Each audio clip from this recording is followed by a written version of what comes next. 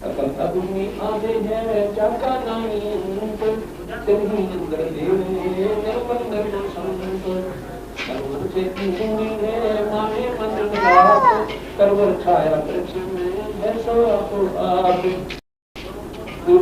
के तो 5 हैं 5 तक के 8 आप का एक है गुरु खाई बात ये विचार प्रकार से फकीरी योग गगन मंडल कुंगाओं कौन माने जाना ऊपर बता आकाश को पहुंचकर कितना जाएगा दिल पक्षी घाला आदेना करवर छाया देख दर्दुनी के कारणे मन में किया देख दिल जैसे पक्षी को बसा संख्या देव करना में प्राप्त नहीं जाते इतना बढ़िया आलना बनाया घोंसला बनाया और जब बच्चे प्रफुल्लित हो गए घोंसले का देवता भी करे। इसी प्रकार महाराज जी के इस संसार में तुम लोग समझ ले जो आवश्यक काम है वो कर रहा है वो कर ले और इन पे आसक्त मत हो।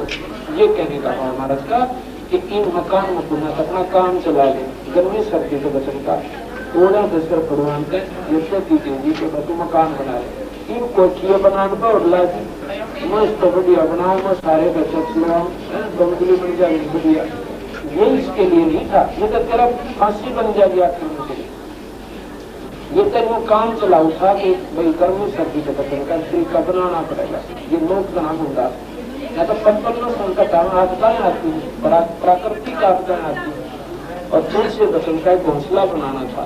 अब तो इनमें चिपट कर बैठ गया फिर यही उल्टा बनकर उफाल बनेगा करेगा इसकी। अब इससे बचन का तरीका बताती है अब उसके गर्व रहा बच्चे इसी प्रकार के इतना भाव से रखो इसको कहते हैं फिर जैसे पंछी बन बसा संझा ले विश्राम जैसे पक्षी सारा दिन गुजर है और शाम में वर्ष की पर बैठ जाए और सवेरा होते वो वर्ष की तरह जाओ अपना फिर की मार जाएगा। तो ये जो संसार को हमने ऐसे मानना पड़ेगा तो हम निर्बंध होंगे।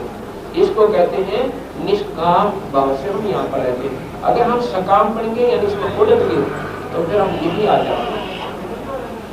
जैसे पंछी बन बसा संझा ले विश्राम रात समय उठ जाते हैं सो के ये नहीं काम। अगर ऐसा भाव तो पक्षी जैसा बनाता है भाई ठीक है मजबूरी है अब इसमें फंस गया और सब आड़ लेगी और रात काटी सुबह लाख हमारी गया देखता है कौन से वर्ष पर बैठा था। इसी प्रकार आपने यहाँ से चलना रहना पड़ेगा।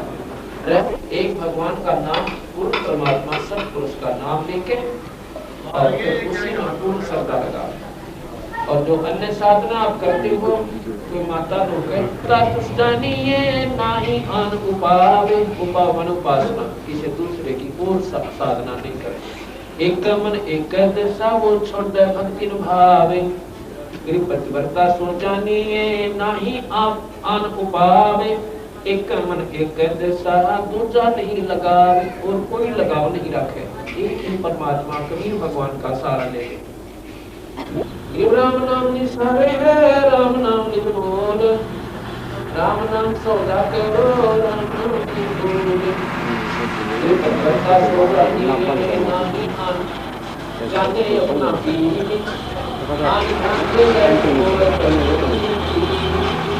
प्रतिवर्ता सो जानिए जाने अपना पीर माने परमात्मा। जैसे पतिव्रता का वर्णन देते हैं कि जैसे पतिव्रता अपने पति के सिवाय किसी में श्रद्धा नहीं कर सकती चाहे कोई सोने का बनकर खड़ा हो जाए इसी प्रकार अपने भगवान अपने गुरु के बिना इस जीवन में किसी में आस्था नहीं होनी चाहिए। पतिव्रता सो जानिए जाने अपना पीर आम ध्यान से रत होई चरण कमल में की आम ध्यान दूसरे की तरफ ललायत ना होए दूसरे साधना को नहीं करे यहाँ कहने का भाव ये पतिव्रता सो जानिए जाने अपना कंस आम ध्यान से रत होए सो धारे सो मन करे पतिव्रता सोई रखो जाने अपना कंस आम ध्यान से रत होए काहे मन में अनंत पतिव्रता के व्रत में अपने पीर हेत आन उपासी गौ मने दिन से संकेत पतिव्रता सो जानिए जाकी गली गोरे, अपने पीर के चरण बिना तीन लोग नहीं छोड़े। का कोई समाधान नहीं कर सकता। अगर करना है तो समाज से ऊपर न उठना पड़ेगा, अपने उद्देश्य को नहीं भूलना।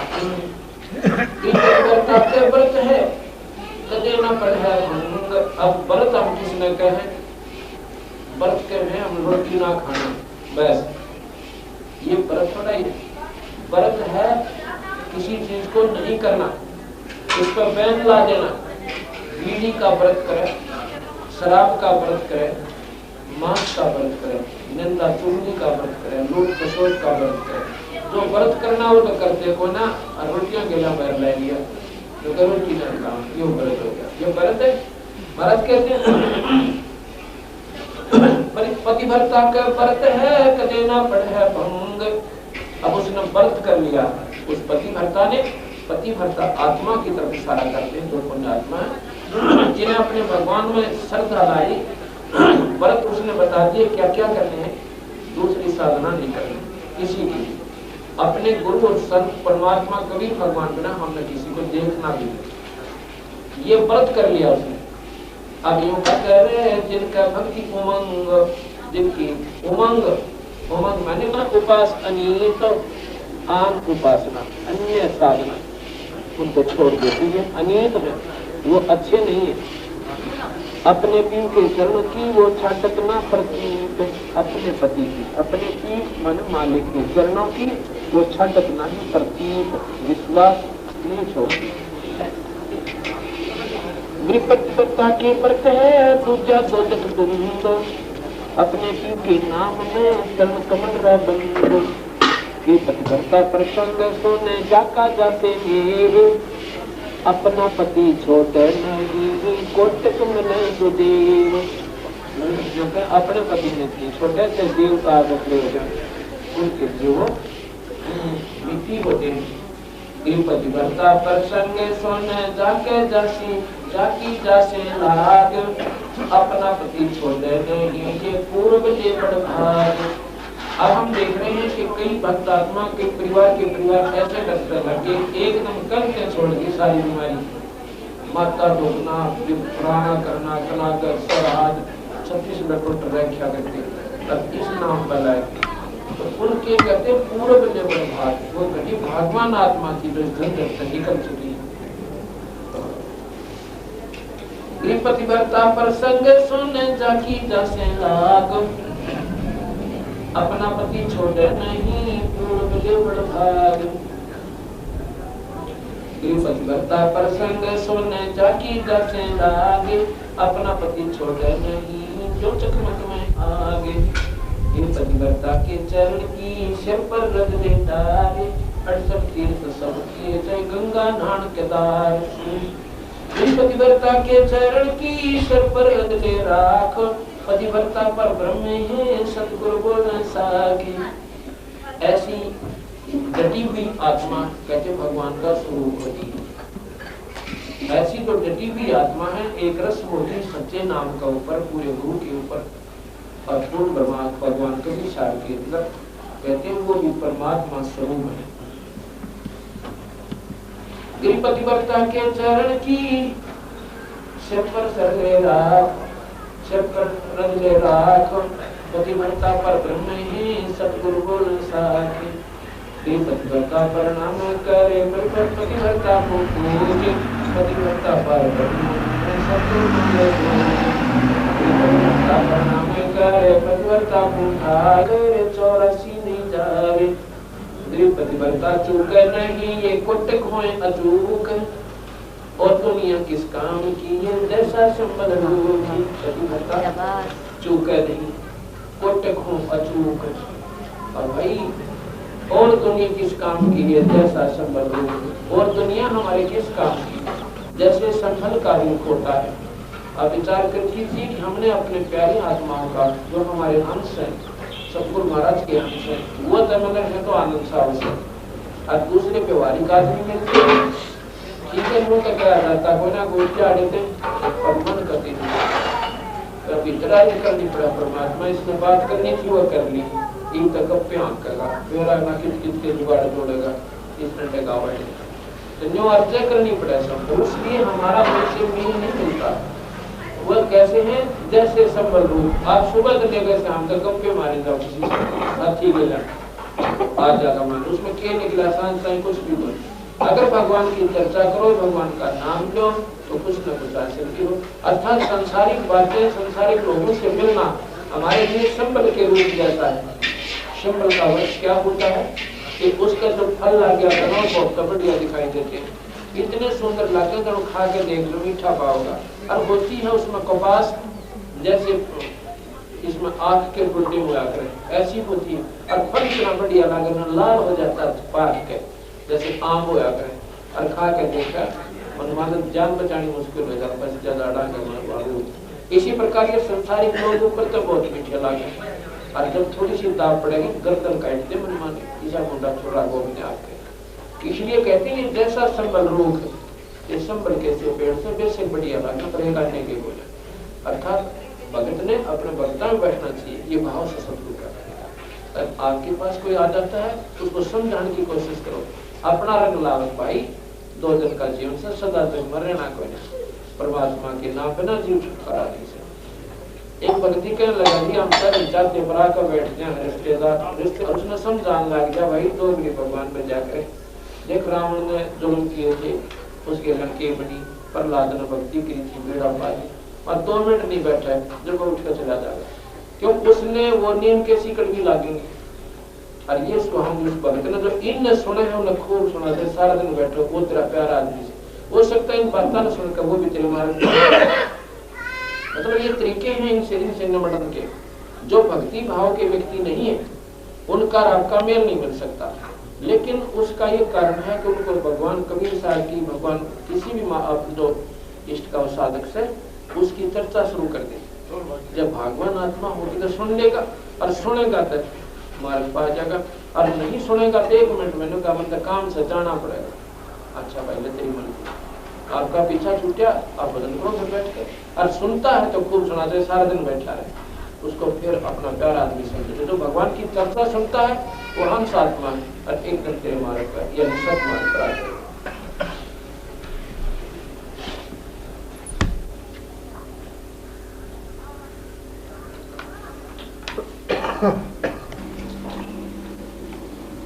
जैसे सीप समुद्र में, सीप क्या करती है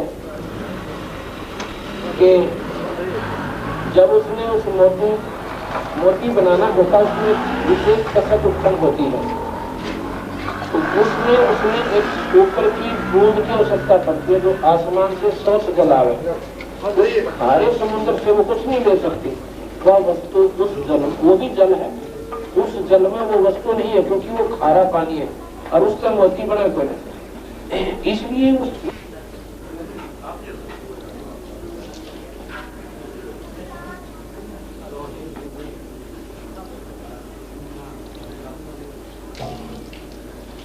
पतिव्रता चौक नहीं साखी चंद्र सोरे, खेत सड़े से जानिए को कायर को सूरे। अब इन्हों कहे घर पर बैठकर सारे बातें बन जाए, लेकिन रण क्षेत्र में खड़े हो गए तो फिर पटेगा कौन सा डरपोक था, कौन सा बहादुर था। अब भक्ति मार्ग पर लगने के बाद ज्ञान होगा ये प्राणी भक्ति मार्ग का था कि नहीं था। वो तो 6 महीने टकेगा और साल काट देगा, 2 साल के बाद बाहर देगा, और जो आखिर तक रुक गया वो कह लो बेड़ा पार कर जाएगा। उसको महाराज कहते हैं खेत सदे से जानिए को कायर को सूर। ये पतिव्रता नहीं साखी चंद्र सोरे, खेत सदे से जानिए जिनके मुख पर नूर। ये पतिव्रता चौक नहीं जाका ये स्वभाव, भक्ति हिरंबर उद्धरे भामे सर्व सजावे। पतिव्रता चौक नहीं तन मन धन सब जावे, नाम अभ्यपद उद्धरे छाया बल्कि भावे।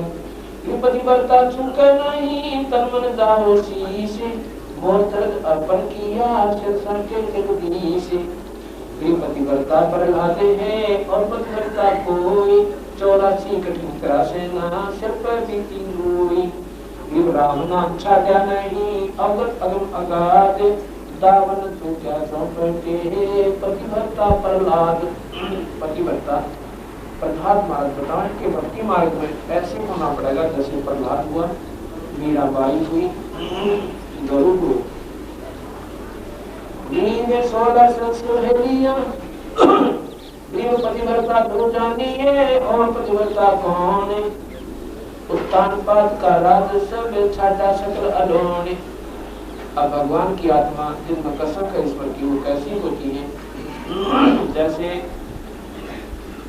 गरुड़ को राज नहीं दिया गया, उसके भाई उत्तम को राज की रस्म पूरी करने के लिए एक विशेष आयोजन हुआ। ध्रुव अपने पिता के गोदों में जाके बैठ जाता है, जहाँ पर शहर में, क्योंकि ध्रुव उसकी माँ को बाहर गांव से बाहर एक मकान बना रखा था, उसको दूहा मगर के भवन कहते थे, और वहीं पर ध्रुव का जन्म हुआ था।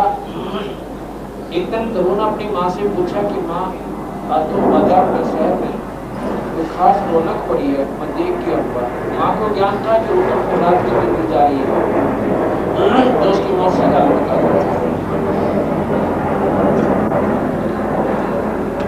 उसकी माँ कहने लगी भाई वहां नहीं जाना, आज तो जमा नहीं जाना, आगे पाछे में से चले जाना। लेकिन बच्चा था, वहां पर एक विशेष बाजी ला गए मोहन सीमाचरी, तो बोला नामा तो जाऊंगा।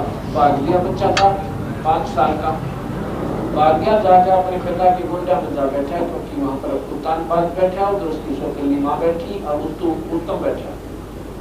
उत्तम को राजगद्दी के लिए तैयार करा के चल रहा। अब जब ध्रुव उत्तान पात के गोड्डा में जा बैठा, उसकी माँ का आग लगी मौसी के, उसने उठ के और पकड़ कर बांह उसके उसके पिता के गोड्डा में से बाहर निकाल दिया, वहां पर उत्तम को बैठा दिया और उसने एक लात मारी ध्रुव को। और ध्रुव देखा अपने पिता का नहीं, मेरा पिताजी मेरी माँ ने धमका होगा, अब ये इंग्रैज ने मेरा लात मारी और मैं नीचे उतार दिया, तो उत्तम बैठा दिया। लेकिन उत्तान पादन नीचे गर्दन कर दी, तो वहां का वहीं से रोने लगा था, अपनी माँ के पास आया, जो बोला माँ मेरी मौसी ने मारा, मेरा लात मारी। क्या हो गया बेटा, तेरी माँ थी मार दिया तो मार दिया, ये दुश्मन थोड़ी थी बात। अब माँ चलो माँ ने तो मारा, फिर पिताजी ने कुछ भी ना किया, उसको मैंने प्रार्थना की, रोता रोता बालक देखा ग्रामों का ना, मेरे पिताजी भी ना बोले, पर उसकी माँ भी रोने लगी। भाई कोई बात, क्यों?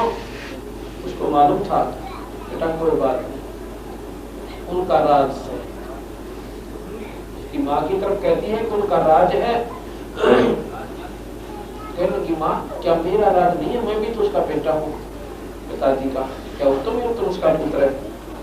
अग्नि में माँ बेटा पुत्र तो तुम भी है, पर तेरे बाग में कोई ना राज। उत्तम के बाग में किसने लिख दिया माँ?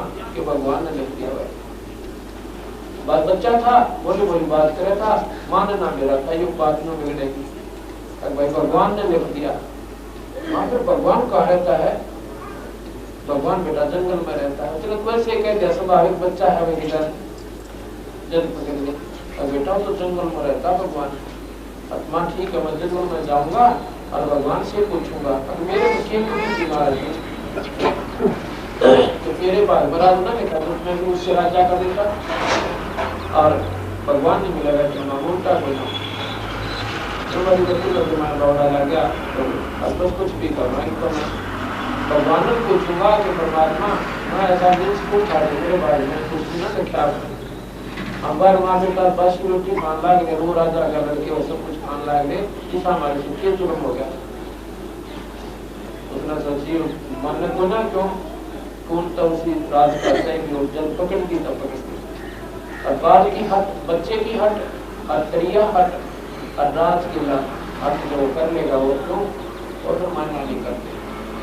अब उसने क्या किया, संदेशा भेज दिया उसके पिता के पास, तेरा ध्रुव ऐसे ऐसे रात छोड़ के आप घर से जाना चाह रहा है और जंगल में जाएगा, मान्य कर दी। क्या है भगवान से दूंगा मैं राज, मेरे बाजू किसान आ गया था, राज ने बता का नाम भी बोल रहा था, समाज में बुराई होने का हमारे आसपास यात्रा आदाय थी, लेकिन भीतर में उनका सगनों की नहीं। संदेशा लिख कर भेज दिया, चिट्ठी लेके अधिकारी के अपने नौकर के द्वारा मंत्री भेज दिया कि जरूर कह दिए बाहर नहीं जाएगा, राज छोड़ कर नहीं जाएगा। आधा राज अपने बेटे को लिख दिया, आधा राज चिट्ठी लेकर तो उनके पास आ गया। उसकी माँ बोली मेरे भाई तेरे बाग में भी लिखा गया, कहाँ लिखा गया कि तेरे पिता ने लिख दी कि जंगल में नहीं जाएगा, तेरे पास बोला ना मैं तो भगवान से मिलूंगा, पूछूंगा। वो बच्चे की कुदरती स्वभाव हो है, जैसे लोग कहना पिताजी मार दिए लोग बताऊंगा, और जो कहना भाई से ना बताइए अच्छा बताऊंगा, तू ना जाएगा, नाटते नाटते पक्का उसने कहेगा मान्या कर। मैंने बोला मैं तो जरूर जाएगा। उसने सोची तो ऋषि भगवान के क्यों ना बोलो, जिसके पिताजी भी काट के और पहला मेरे रोए की बात ना सुने थे, तो जरूर मिलूंगा और बाहर जान छोड़। आप कहते हैं इसी लगन से अगर तुम परमात्मा न ढूंढोगे तो रास्ता भी देगा। आपके फिर नारद जी भेज दिए इस पर। नारद जी बोला भाई कहाँ जा रहा राजा के लड़के, अगर किसी मैं जाऊँ भगवान को मिलने सकते जंगल में भगवान कितना आ गया भाई, अगर मां बता रहे तो तुम मरा। बोला भाई अगर शेर खा जाएंगे वहां पर किंजा से तो बावरे वो उल्टा अंतिम मुझे पाठ और चौथी मूर्ति के अधिकारी बना दिए। ध्रुव वापस आ जाता अपने घर पे। कुछ दिनों के बाद क्या होता है कि उत्तम शिकार में गया हुआ था, वहां गरुड़ ने मार दिया। उसके बाद ध्रुव ने राज संभाला, राज ध्रुव हुआ।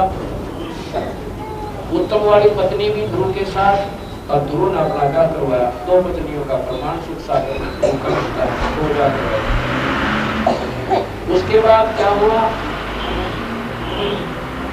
36,000 वर्ष तक पृथ्वी पर राज किया और फिर स्वर्ग गए।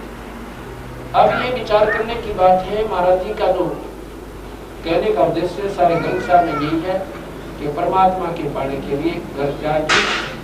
कई भाई लोग कहते हैं कि ये एक ने बोला था गुरु जी कैसे है गृहस्थी है, कहाँ में गृहस्थी किसी गुरु होते हैं, गुरु तो ब्रह्मचारी होते हैं जो भाई सुबह आखिर तक अपने साधना में लीन रहते हैं। गरीबदास जी 10 वर्ष के थे जब उन्होंने परमात्मा प्राप्ति हुई, और उसके बाद शादी करवाई, 4 लड़के 2 लड़की हुई, और सतलोक गए और यू प्रमाण छोड़ गए, अकाम गए भाई इस भक्ति के आधार पे। और दरू ने 5 साल के ने नाम दिया था, नाम लेने के बाद जवान हुआ, ब्याह करवाया, राजगृह और बाहर गया, ये कोई आठ नहीं करती। प्रहलाद ने 10 वर्ष का था जो भक्ति पाई, नाम लिया और फिर शादी करवाई और बालक हुए और राज भी किया यहाँ पर, और फिर स्वर्ग गया। कोई प्रमाण उठा के देख लो। कहते हैं एक सुखदेव नाम के बैरागी बाल ब्रह्मचारी थे, और उन्होंने अपनी मनमुखी साधना कर ली, क्योंकि पिछले जन्मों का भी योग संयोग होता है संस्कार का, और वो स्वर्ग तक पहुंच गया। वहां पर भगवान विष्णु ने पूछा उसके बालकों ने कि ऋषि जी आपके गुरु कौन है? वो कर लगे जी गुरु तक ना कोई बोला, तो गुरु नहीं है तो आप वापस जाइए, यहाँ ठिकाना नहीं है। यहाँ पर तो वो प्राणी रह सकते हैं स्वर्ग में जिन्होंने गुरु धारण कर रखा हो, और गुरु भी वही हो ठोर ठिकाने का। मेरे गुरुमत को हमला चाहता है तो मेरा गुरु मत राजिला, ऐसे नहीं होता, वो नियमितता होती है। गुरु आदेश दे अपने शिष्य को कि नाम दिया कर, फिर उसमें उस ईश्वरीय शक्ति का प्रमाण हो जाता है, और उस गुरु से आप नाम न जुड़ पा रहे। तो सुखदेव कहता है पृथ्वी पर मेरे समान कोई गुरु का कोई ना से संबंधित है तेरे विचार, मुझे नहीं मालूम। आप जाइए और राजा जनक से नाम ले लो। राजा जनक से, और राजा जनक से नाम ले लो बोला। उसको कहा तो कुछ नहीं भगवान को, लेकिन मन में आके कल्पना लेकर और इंद्रलोक में आ जाता है। इंद्रलोक में आकर उस दिन तो सुखदेव ब्राह्मण के साथ तेरा खिला हुआ होता था, उस दिन मुंह लटका के दिल्ली और छोड़ रखे और स्वर्ग में प्रवेश करता है इंद्रलोक। वहां पर सभी देवता कहते हैं कि की बात सुन देव, आज तेरा चेहरे पे रौनक को ना। कहने लगा भाई क्या बताऊं, आज तो मेरे घर ऊंची बात बन गई। क्या बन गई कि मैं गया था ऐसे ऐसे विष्णु लोक में, और वहां पर भगवान ने मुझे रहने के लिए नहीं दिया, निकाल दिया। तो ऋषि कहने लगे भाई यह बात तो मानना को नहीं कि वो तो इसे परमात्मा है भाई, इतने दयालु है, अगर कोई वहां चला जाए तो छाती से लगाते अपना सिंहासन छोड़ दे ऋषि के लिए। अब तुम कहते हो तेरा आदर को नहीं करा। सुखदेव बात बता दे उनसे सही सही से क्या बात हुई, के कारण से। अब कारण बताओ, कारण बताओ। कि मैं वहां पहुंचा तो मेरे से पूछा तेरा गुरु कौन है, तो मैंने कह दिया मेरा गुरु है नहीं कोई। तो वो कहने लगे बिना गुरु के यहाँ पर किसी को प्रवेश नहीं होने दिया जाता, और वही रहे जिनका पूर्ण गुरु है। तो वो ऋषि वहां पर बैठे थे देवलोक में। देवता कहने लगे सुखदेव क्या आपने गुरु नहीं बना रखा? अक नहीं भाई। तो वो सारे उसको लताड़े हैं, धिक्कार है तुझे, हम तो तुझे बहुत विवेकशील महात्मा मान्या करते, आज तेरे को तो हम बहुत एक अच्छा ज्ञानी पुरुष मानते थे। और यह ना जानी क्यों करके सुखदेव बिना गुरु के किसी शास्त्र में देख ले कोई ठिकाना है जीव का। कबीर साहब भी कहते हैं राम कृष्ण तक कौन बड़ा, और उन्होंने भी गुरु की और 3 लोग के वो धनी और गुरु आज्ञा, उन्होंने भी नाम लेना पड़ा। और तू ऋषि अपने आप में चौड़ा हो गया, जाके नाम ले लो बोल वाला। तो बोला भाई नाम तो ले लूं पर एक समस्या हो रही। भगवान ने कहा है कि राजा जनक से नाम ले ले। अब राजा जनक गृहस्थी भाई और के ऊपर शीश नेवा हो जाए, या रात बन गई कि वो तो एक बाल बच्चे था राजा जनक, और मैं बाल ब्रह्मचारी, अरे क्यों कर नमस्कार करूं। तो वो कहने लगे भाई देख ले, का भूषण कहे भूषण ज्ञान विवेका, कहे भूषण ज्ञान प्रवीणा, और जीवन ने नारद ने जीवन गुरु की ना, और कहा ज्ञान में हो गया ही ना। अब नारद जी ने कहते हैं जीवन को गुरु बनाया, पता के घट गया नारद का, अपनी मुक्ति पाएगा, ये नहीं बता आपके मन। अब यहाँ पर एक समस्या हो जाती है। अब लोग भाई भगतन ये सोचेंगे कि पूरे गुरु की आवश्यकता कहाँ रहेगी जब जीवन। अब जैसे एक डाकू था और उसने संतों के विचार सुनकर वो डाकू अपना कर्म त्याग के भजन करने लग गया और उसी जंगल में बैठ गया। लोग डरते फिर भी नहीं जाते, लोग बैठे वो डाकू रहता है। उस समय के लोगों ने उसके डाकू की फीत नहीं उतारी, वो अपना कर्म बना गया, मुक्ति पा गया। सारी डोली एक पड़ोसी देश था राजा का, उसमें वो राजा धार्मिक था, किसी को भी जीव हिंसा करने का आदेश नहीं था, किसी को मतलब वो नहीं था जीव हिंसा करने की नहीं दिया जाता था, उसमें वो पाबंदी ला रही थी। अगर ऐसा कोई करे तो उसको फांसी तक की सजा दी जा सकती है। कोई मच्छी पकड़े या कोई शिकार खेले। एक दिन वो चला गया तालाब पर, देखा किसी मोटी मोटी मच्छी और कभी सीम का लागता है वो गांव पड़ा। उसने सोचा कौन देख रहा है इतने मार ले जोता। अपनी पत्नी को बता गया कि मैं ऐसे ऐसे जा रहा हूँ, यहाँ तो मछली नहीं हो रहा, वहां से लाऊंगा बड़ी मोटी मोटी मछलियां, बहुत स्वस्थ है। तो वहां चला गया। सुबह सुबह का समय था, मतलब सोचा था तो रात में उठने की, पर देर से आंख खुली, वहां पहुंच गया। थोड़ी थोड़ी सर्दियां से के दिन थे।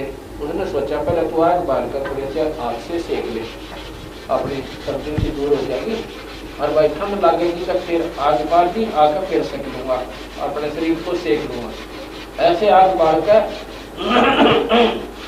और तालाब कहाँ होता था, जैसे चारों तरफ झाड़ जंखाड़ से हुआ था तालाब में, झाड़ बोल दे। तो उसने क्या किया, जाग डाला था और तन पर एक लंगोट बांध दिया और दाढ़ी बड़ी हुई, सर पर छोटे छोटे बाल उड़द पुड़द से पड़े हुए। उसने तो जाल डालते और नौन राजा का आना हो गया। सवाल अपने जा रहा था किसी दूसरे राज्य में, और वो रास्ता पड़े था उड़े का। उसने तन्यो मोड़ खा के एकदम बाहर निकलने दे राजा के सैनिकों ने, और उसकी नजर पड़ने दे भाई उधर चाला पड़ गया। सिपाही आगे देखे राजा भी आन लग रहा है, आकाश मर गया भाई, अभी फांसी की सजा दे जाएगा तो एक बार नाड़ काट देंगे। अब उल्टी जाल जोड़ उसमें डाल दी, जाल समेत वो मच्छी भी तालाब में डाल दी। अपने बचने का उपाय सोचता है। उसने सोचा और कोई रास्ता कोई नहीं। राजा घना धार्मिक से, संतों का आदर करे से अपने शरीर पर उस अपने आग बाड़ी हुई कि रात मसुल्दी सौरे गौच पे नौकर थी और आंख मीच कर धोने का धूना बना कर बैठ गए।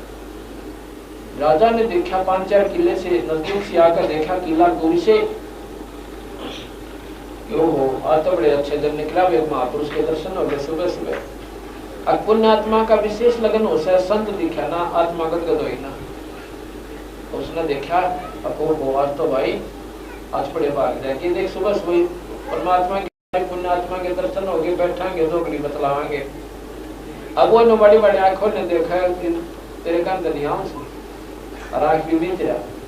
जब कति नजदीक से आ गया राजा ने सवारी रखवा दी, अब रोको भाई और हाथी में हमारी लगाओ। शिक्षे रुक गए और तेरी तरफ आवे तो डर गया, कति करड़ी आंख बीच ली और सांस रोक ली। और कुछ पिछले संस्कार होते हैं प्राणी के, ये कुछ ऐसा समय परमात्मा जो ऐसे समय पैदा करता है, ये कोई पिछले संस्कार उदय होते हैं, पहले जन्मों की कमाई थी उसकी साथ में। अब डरते का ध्यान एकाग्रचित हो गया और ऊपर पहुंच गया। सांस कति भय में ऐसा हो गया निष्प्राण, जैसे खत्म समाधि लग जाती, ऐसा हो गया। राजा ने आया, प्रणाम किया, कुछ देर बैठा, हो सका महापुरुष आंख खोल ले, बात करेंगे फिर जाएंगे। फिर उनको जल्दी जाना था कामवश। उसने सोचा महापुरुषों का ऐसा हो समन माने शाम तक ना वापस समाधि चढ़ा के 5 सोने की असरफी माथा टेक के हाथी अपने सवारी लेकर राजा चला गया। अब उसकी पत्नी ने तो पता था कि वो गलत जगह गया हुआ चोरी करने की खातिर।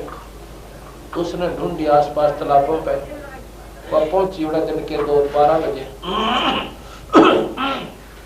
उसने देखा उस तालाब पे घूम फिर कर बोझ डामे का ढूंढने लगी, बैठा आके नीचे, उसका कलमा मारी लात। बोला पड़ गया महात्मा तना मैं बनाऊंगी, बालक तना खाएंगे क्या, चढ़ क्या निकल रहा, मेरा जी काट दिया, एकदम फंस गया, तू बच्चा है जीवे अड़ बैठा बाबा जी बना। उसका लात मारी ना, उसने उसका डर हो गया, पकड़ लिया तू तो गया। एकदम देखा पाछे ने, वो अपनी पत्नी को देख कर बोले राजा कहाँ गया। राजा के भी ख्याल आने लगा कि घबराया गई, वो अपने डर में बोला। फिर सामने देखा, ओहो ये तो 5-10 रुपये चढ़ा जाती सोने की। अब उस दिन से उसका जीवन पलट हो गया। अब नो कारण ज्ञान का गाम का तो चमकाए था लग गया, चेंज होना हो, डाइवर्ट होना, माइंड 1 सेकंड में हो जाए जीव का, और न 36 प्रमाण दे रहे कति ना समझ। अब उसने विचार किया कि मैं तो एक नकली सांग कराया था भगवान के भजन का, और नकल करने में आज बादशाह ने भी माथा टेका और 5 रुपये आ गई। ये 5 रुपये की कीमत इतनी है, मैं 10 साल में नहीं कमा सकता। और जब मैं कर लूँ सुनासन ढंगते तो पीड़ा पार हो जाए। उससे ठाक वो 5 रुपये अपनी पत्नी को दे दी। अगले बागवान आज के बाद शाम तो मछली पकड़ा गया, कहने बोले और क्या पकड़ा करेगा, अब वसीम तक और चीज पकड़ूंगा। तो बोला खन्नू बोले खड़ा हो गया, चाल करना आ गया, जाल पकड़ा दी। तेरी जाल कहाँ है, और जाल कटवा दी। रोटियां खा के बनी में बैठ जा, दिन छिपे पास जा, घर के पूछे मछली, मछली कौन पकड़े। अब मेरा हृदय उससे बदल चुका है, ये कर्म करो कोई ना, अपना स्वाभाविक भजन करें भगवान का बेरा था मैंने, पर रोगांता करते एक परमात्मा मन गणे पाप कर दिए, क्यों कर पाना छूटेगा। अब इसी कसक जीव में जो बने हैं भगवान राम ही दे उसको। एक पूर्ण संत बंदी छोड़ भगवान के प्यारे संत आ जाते हैं कबीर भगवान के। अब उसने आकर कहते भाई क्यों कर बैठा भगत जी? भगत जी के बैठा हूँ बस, ना मरण जोगा ना जीन जोगा, अच्छे से बुंडे कर्म कर दिए, मन सारी रात रो सुन्नत याद कर कर कर। ऐसे मैं पापी जीव था, भगवान का भजन करना चाहता हूँ, रास्ता कोई मिल नहीं रहा। मैंने बोला भाई नाम लेना पड़ा कृष्ण, अगर नाम आप दे दो, जिसको देने वाला हो तो नाम लो। वो कहते हैं कि मेरे को नाम देने का अधिकार है, और तुम नाम ले ले भाई। और पूछता क्या मेरे जैसे पापी का उद्धार हो सकता है महाराज जी? अकोया पड़ा से अजा मेल गणका से त्यारे, ऐसे पापी अदम उधारे, और छोड़ो बात विवाद। ऐसे महापुरुष अजामेल जैसे और गणका वैसा जैसी भी पार होगी एक भगवान की सच्ची लौला के, तो तेरे में के देर सब आई। उस दिन तो नाम ले लिया उस जिमर ने, और तन मन धन तो भगवान की भक्ति को ला गया। उसके बाद जो उसके कर्म बने वो संत हो गया, लेकिन उसका नाम भीत नहीं बदली समाज ने, फिर भी उसको झिमर का आकर। लेकिन उस समय वो झिमर नहीं था जब उसने नारद जी ने उससे नाम लिया। नारद जी ने उस झिमर से जब नाम लिया, वो नाम तो झिमर समाज की भीत तो थी, लेकिन वो झिमर नहीं था, वो संत पूर्ण संत हो चुका था। और जब झिमर उस नारद से, अब वहां पर कहने का तात्पर्य क्या उन संतों का कि नारद ने झिमर गुरु की न्या और कहाँ ज्ञान में हो गया ही ना। समाज की दृष्टि में चाहे लोग नो भी कर दे, नारद की डूबा जाके एक झिमर पर नाम ले लिया। अब कबीर साहब के साथ क्या थी? पूर्ण परमात्मा थे। सत्य नाम सुमर मन में लारे, सत्य नाम सुमर मन में लारे, भगवान सुमर मन में लारे, सुन नाम लारे, सत्य नाम सुमर मन में लारे, हमारे सायब दे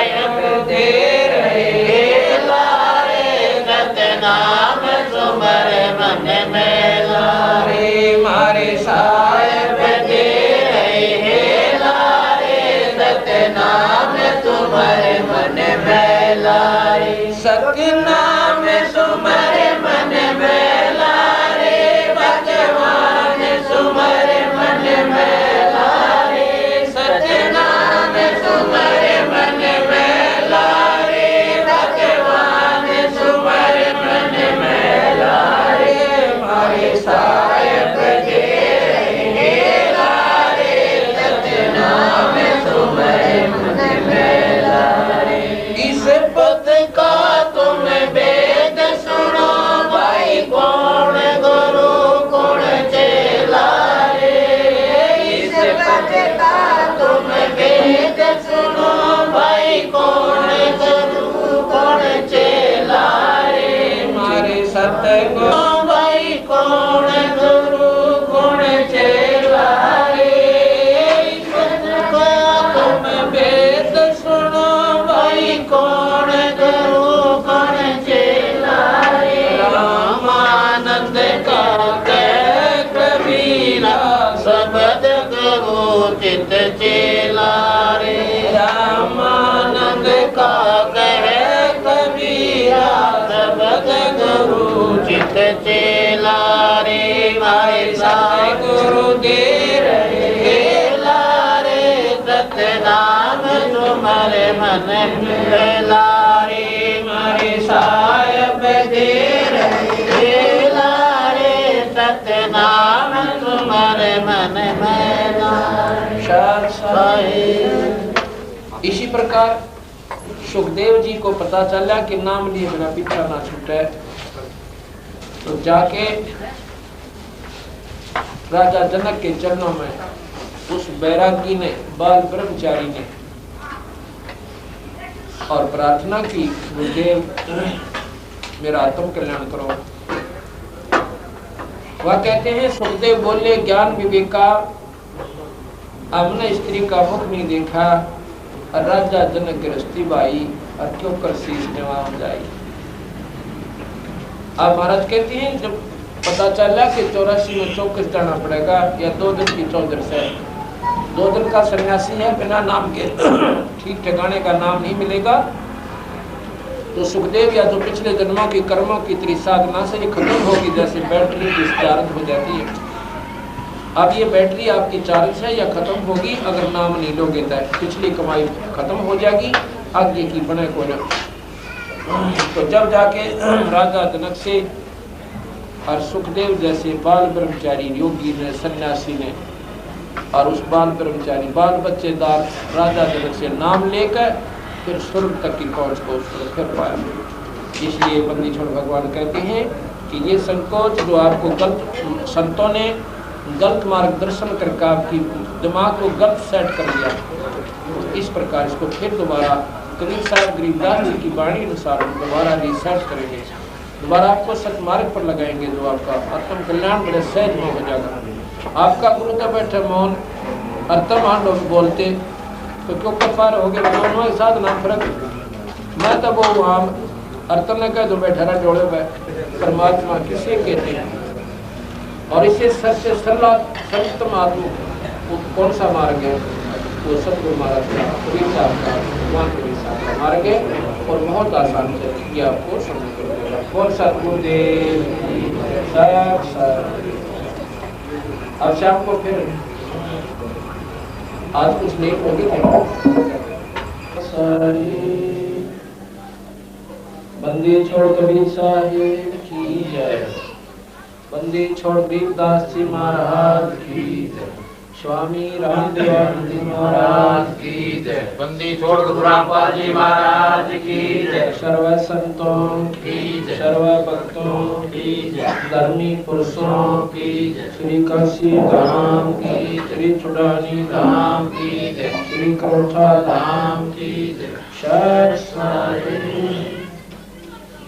गरीब नमो नमो सतपुरुष को नमस्कार गुरु की नहीं, चुर नर मुनि जन साधु संतो सर्वस दीनहि सतगुरु साहिब संत सब दंडोतम प्रणाम। आगे पीछे मध्य हुए जिनको कुर्बान निराकार निर्वेशम काल जाल वह भजन निर्लभम निरगुण अगलनुपे सोम गुण सोम शुद्धि समाप्तम सकल समाना निरतल उदयरंबर अर्थम बेपरवाह था बार बार नहीं बचे तम ग्रीव जो सुमर सिद्ध गणनाय गर्दाना करो सोई पारस पद परवाना आदि गणेश मनाहू गणनायक देवन देवा चरण कमल लो जाऊं आदि अंत करु सेवा परम शक्ति संगीत दाता सोई अवगत गुण अतीत सत्य पुरुष निर्मोही जगदम्बा जगदीश मंगल रूप मुरारी तन्मन भक्ति मुक्ति भंडारी सुनर मुनि जन्म ब्रह्मा विष्णु महेशा शेष शेष मुख गाव पूजे आदि गणेशा इतर कुबेर सरिका वरुण धर्म राय गावे समर्थ जीवन जी का मन इच्छा फल पावे 33 कोटि धारा जावे सहस 88 उतरे वो जल पारा कटे उनकी फांसी 33 कोटि धारा जावे सहस 88 उतरे वो जल पारा कटे उनकी फांसी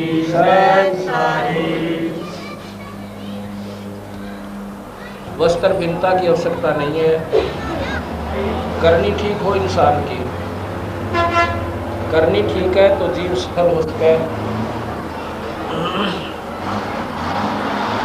कबीर साहब कहते हैं कि पाखंड में कुछ नाही संतो पाखंड में कुछ नाही और पाखंडी नर पर ले जाएंगे जिन तन मन खोजा नहीं।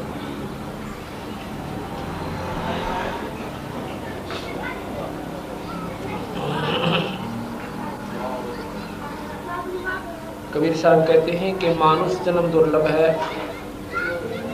ये मिले ना बारंबार। जैसे तरवर से पत्ता गिर पड़े वो फिर न लागे डार। जैसे पत्ता वृक्ष से टूट जाता है वो फिर दोबारा उस डाली से नहीं लग पाता, वो बर्बाद हो जाता है।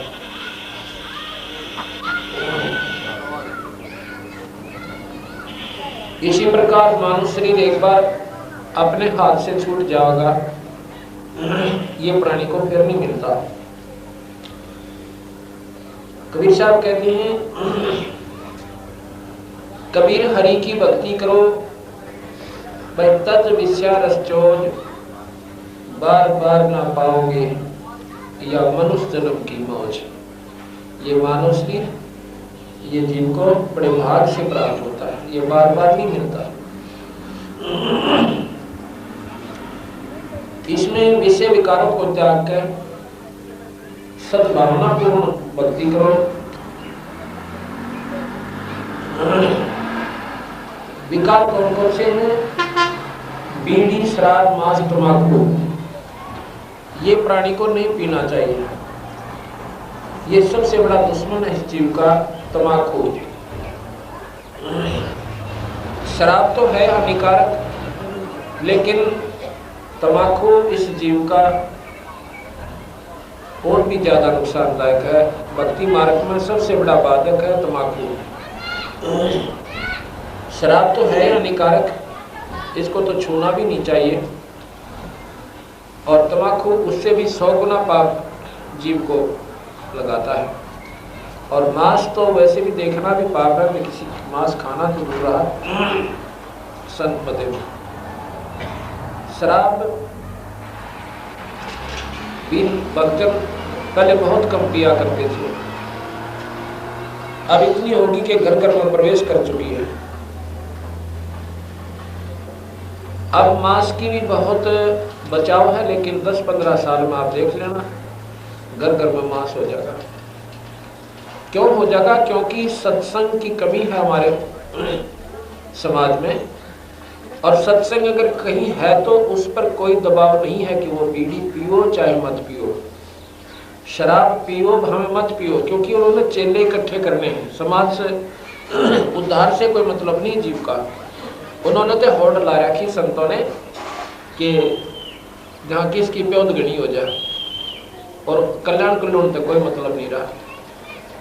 संत जन सत नाम देते हैं और भगत जन ले रहे हैं, शिष्य बने हुए हैं। और उनसे पूछे जेब में बीड़ी का बंडल पावे और माचिस। जब बीड़ी पी सकते हैं तो शराब की भी आंट नहीं पावेगी। विषय जब स्वरूप हो गया तो कुछ भी किया जा सकता है। इसी करके शिष्य गुरु शिष्यों की संख्या बढ़ गई, लेकिन विकार नहीं घटे जीव के। अगर हमारे समाज से विकार नहीं घट रहे तो भक्ति नहीं है, लोग दिखावा आडंबर हो रहा है। भक्ति का पहला उद्देश्य है कि जीव के अंदर बीड़ी, शराब, मांस, तंबाकू, सुल्फा, अफीम ये किसी प्रकार के व्यसन नहीं होने चाहिए। अगर वो भक्ति को प्रफुल्लित करना चाहता है। एक भक्त में मिला कि उसने कहने लगा जी मैंने भी नाम ले रखा है, बहुत अच्छी बात है, ले रखा है तो भाई शाबाश, अपनी भक्ति करा करो। हमने पूछा कि आप बीड़ी पीते हो? कहा बीड़ी तो पीता हूँ। भाई बीड़ी तो नहीं पीनी चाहिए, ये तो हानिकारक है। कहता है जी बीड़ी क्या नुकसान करती है? परमात्मा निर्लेप है, परमात्मा का नाम तो को थोड़ा ही बाधक होता है बीड़ी होके से। भाई संतों ने ही बताया है भगवान का भजन किया करो, और संतों ने ये बताया कि ये विकार भी मत करा करो। जिस वैद्य ने दवाई दी है उसने परहेज भी गेल बता रखे। अगर आप वो परहेज नहीं करते हो तो दवाई आपका काम नहीं करेगी, ये नियम है उसका। अब जैसे कहता दवाई के नुकसान करा है बीड़ी को खास, ये तो जी वैसे डराने के लिए कह रखा है, ऐसे हो जाएगा ऐसे हो जाएगा। डराने के लिए नहीं कहते संत, सच्चाई कहते हैं। अब चोर ने कहा चोरी ना करा कर, तुझे हानि होगी, तुझे पुलिस पकड़ेगी, फिर सजा देंगे, पिटाई होगी, काला मुंह करा जाएगा। अब इसमें डर भी है और सच्चाई भी पूर्ण है। अब कोई कहे चोर भी यूं कहे कि मतलब वैसे कह रहे डराने के लिए, अब करके देखना फिर किसी दिन यह सच्चाई पाओगे आखिर में जब पकड़ा जाएगा और पिटाई होगी।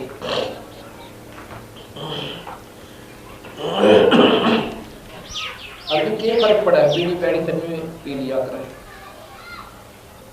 जब परमात्मा के नाम को आप इतना निर्मल मानते हो, अब देसी घी का कड़वा हलवा बनाकर 1.25 किलो घी का, और उसमें फिर बादो रेत डाल दे, थोड़ा सा इतना डाल दियो और फिर उसको खा के दिखाना। इतने निर्मल नाम में इतनी गंदी चीज, इसमें परमात्मा का वास बताते हैं। किसी भी संत ने देख लो, किसी भी शास्त्र को उठाओ, परमात्मा अपने शरीर में है और शरीर में परमात्मा है, तो इसमें इतनी गंदी वस्तु क्यों डालें हम? बीड़ी, शराब, मांस, तंबाकू।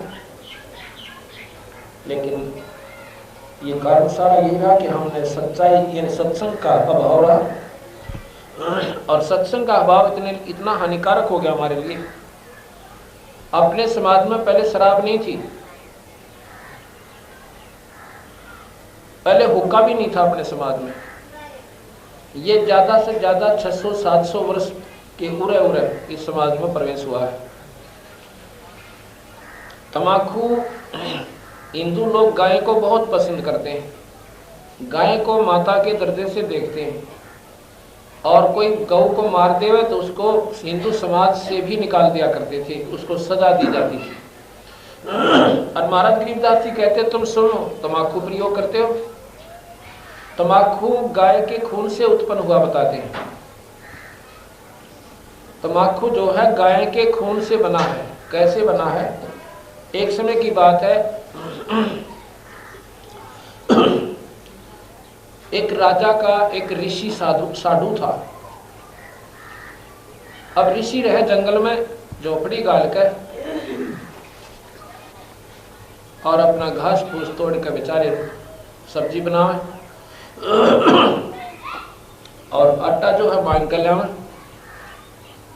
अपना बदन सुमन करें, सह परिवार रहे, परमात्मा के बदन में लीन रहे। एक दिन उसका साधु राजा घूमता हुआ उधर से आ जाता है और साथ में उसकी बहन को भी ले आता है। कुछ देर रुकने के बाद अपनी वो राजा की ब्याही हुई जो लड़की थी, वो रानी अपनी बहन ऋषि की घरवाली से प्रार्थना करती है और अपने जीजा जी से कि एक दिन आप हमारे यहाँ दर्शन दो, हमारे घर पे खाना है आपका। साथ में राजा ने भी कहा कि आप एक दिन जरूर आइए। दिन निहित हो गया, वो निश्चित दिन को वो ऋषि परिवार वहां पर चला जाता है। अब राजा ने तो अपनी शानो शौकत दिखाने की खातिर पूरी मेज और भाई 36 प्रकार के भोजन, फल, सब्जी, नरे नरे खीर, हलवे, पूरी ठोक दी। ऋषि बहुत सियाने होते हैं। ऋषि कहने लगा, भगवान मैं तेरा नाटू था कि यहाँ पर नहीं, हमारा बहुत मेल नहीं मिलेगा। राजा का ऋषि का कद्दे पार ना पड़ा है, पर तू माननी को ना। अब देख, अब हमने भी कहना पड़ेगा हमारे दर्शन दियो, और हमारे पास तो वो दाकड़ा का साग पाओगा। पता क्यों कर इतना नहीं करेंगे तो फिर तूने का मेरी बेइज्जती होगी। वह बोली देखी जागी कि आए बैठे हमारा कह दे जाएंगे। मैं सोची मारा के निकला फुर्सत से इतनी एक बार फॉर्मेलिटी सी कह देंगे जी आइयो दर्शन दियो। अब ऋषि पकड़े टूक खाए जाते, बेचारा एक आधा खाया पिया और फिर चलती दफा प्रार्थना करनी पड़ी कि एक दिन हमारे भी दर्शन देना। राजा ने तो क्यों ऐसी बीमारी है शानो शौकत की, तो उसने उसी दिन से एक हम फलाने दिन आएंगे, वो दिन धर दिया। अब वो बोला कि अब बता के ये करेंगे, कर दिया ना काम। मैं नाटू था, महाराज का मेल नहीं मिले, नमस्कार कर देते वहीं से। और बोले देखी जागी ले आऊंगे कितवा ज्यादा से। राजा निश्चित समय पर सैकड़ों सैनिकों को ले गया, हाथी पर बैठ के गया। क्यों साटू के ऊपर अपनी पूरी चौधर दिखाई थी उसने। अब ऋषि बेचारा एक झोपड़ी लीप कर है, उधर से राजा के रुकने के एक कुछ बगीचा सा था, उसमें प्रबंध करवा दिया, वहां विश्राम करा। भोजन के लिए उसने क्या किया कि ऋषि ने इंद्र से कामधेनु की पुकार की, अर्ज की कि कुछ दिनों के लिए हमें कामधेनु दे दो, एक दिन वास्ते ऐसे ऐसे भोजन, किसी राजा का भोजन देना है। अब स्वर्गलोक में क्या होता है कि उसकी पुण्य वहां पर संकल्प करने पड़ते हैं ऋषि को। ऋषि ने अपने पुण्य संकल्प कर दिए, वो पुण्य अपनी कमाई जो की थी वो वहां भिजवा दी। वहां से इंद्र ने कामधेनु भेज दी, उसको एक टेंट के अंदर रख दिया, राजा को खाने के लिए आमंत्रित कर दिया। क्या वो भोजन तैयार से, सारी प्लाटून का ही तैयार से आपका भोजन पाओ। 2-4 सेवक ऋषि आए हुए थे, उनसे प्रार्थना की कि इस कामधेनु वाले टेंट में था और जितना सामान चाहिए उसको पहुंचा दो। तो राजा से भी बढ़िया भोजन और चारों तरफ नो 1 मिनट में राजा ने देखा कि आगे बढ़ती दिखती ना, और वह कहता इस तोरे सा भंडार दिखा ना, ये भोजन आया था कहाँ से, इतना स्वादिष्ट आज तक हमने खाया को नहीं था। अब यहाँ पर दोनों बात प्रमाणित होती है, जो परमात्मा पर आश्रित है उसकी परमात्मा हीन नहीं होने देता। राजा के मन में कुमत आई, उसने पूछा भी ऋषि वर इतना मोहन भोजन आया कहाँ से। उसने बताया कि ऐसे ऐसे मैंने स्वर्ग लोक से एक हमारे पास गऊ है। उसने बताया कि हमारे पास एक गऊ है और उस गऊ में ये खासियत है, उसको कामधेनु कहते हैं और जो मांगे सो देती है। कितना ही खाद्य सामग्री और ये तो क्या तेरी सारी फौज आ जाती है। अच्छा भगवान। राजा ने सोची या इसी गौ तो भाई राजगर में होनी चाहिए, इस कंगाल का के काम, हमारे तो सारी अणकाम और सेना होती है। गन्नो बोला रे सिजिया तो मन मुझे दे दो और वहां पर रखेंगे राज में, तेरा के काम बावरे इतना राजगरों में चाहिए न। बोला जी ऐसे नहीं दी जा सकती, ये तो मैंने उधार मांग रखी है इंद्रजीत है, और ये वापस जाके अपना पूरा काम करती है।